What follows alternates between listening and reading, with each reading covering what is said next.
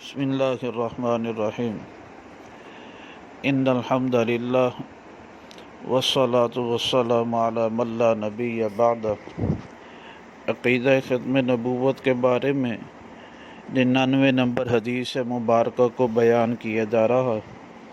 یہ حدیث مبارکہ کنز العمال فی سنن الاقوال والافعال میں موجود ہے۔ صفحہ نمبر 251، جلد نمبر 11، رقم الحدیث 32578 ہے۔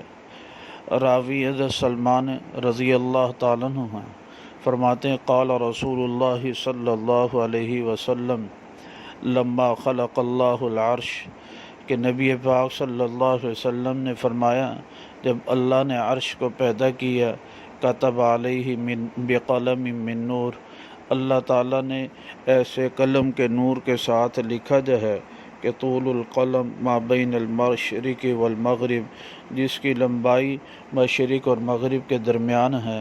لکھا کیا لا الہ الا اللہ محمد الرسول اللہ بہ آخذ و بہ اعطی، پھر فرمایا اسی کے ساتھ میں مؤاخذہ کروں گا اور اسی کے ساتھ میں دوں گا۔ و امتہ افضل الامم و افضلها ابو بکر صدیق رضی اللہ عنہ، اور ان کی امت فرمایا افضل ترین امت ہوگی اور ان میں افضل ترین شخصیت فرمایا ابو بکر صدیق رضی اللہ تعالیٰ عنہ ہوں گے۔